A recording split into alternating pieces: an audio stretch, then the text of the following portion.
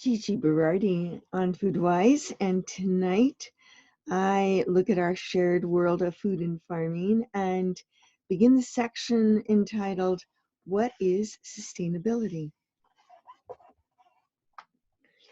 Something is sustainable if it can keep going, maybe indefinitely. When applied to the food system, and particularly farming, sustainable refers to a system of production that maintains or enhances food-producing resources, mainly soil and water, while maintaining yields. Soil is likely to be suitable for sustainable farming when it remains fertile, high in major nutrients like nitrogen, phosphorus, and potassium, but also calcium and magnesium, and contains abundant microbes to produce and recycle organic matter.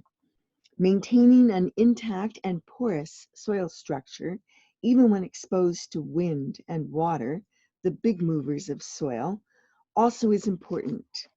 Organic matter, with its large capacity to hold nutrients and water, contributes to all these elements that make soils good for sustainability. Ideas that current farming practices should enhance the natural resources, particularly soil, needed for future generations, have been around a long time.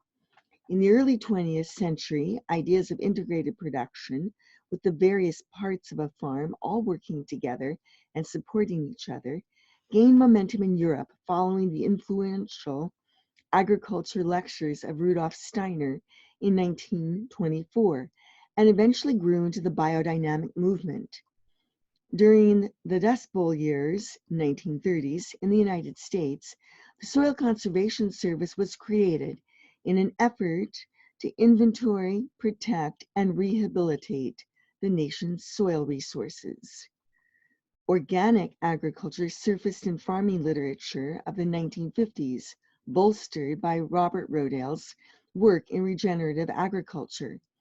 His ideas were developed to counter the rapid industrialization of agriculture following World War II by emphasizing the renewal of natural systems without the use of synthetic chemical inputs that might compromise biological processes.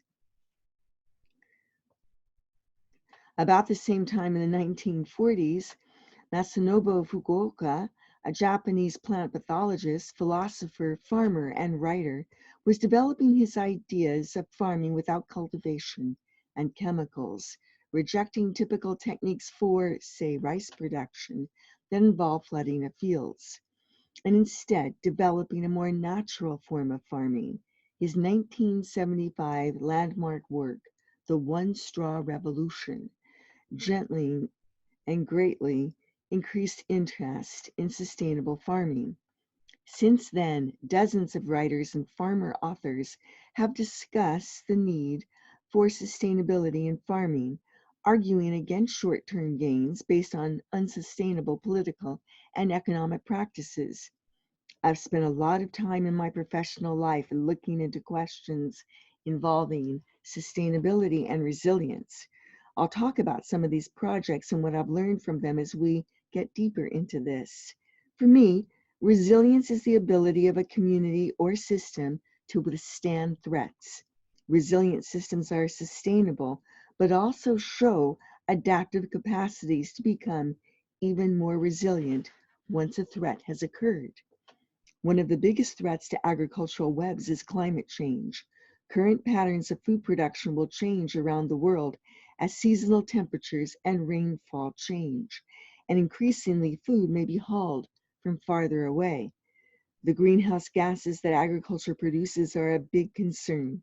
Food production is one of the top sources of greenhouse gases, such as carbon dioxide, methane, and nitrous oxide, that contribute to the increase in global temperatures currently threatening our planet.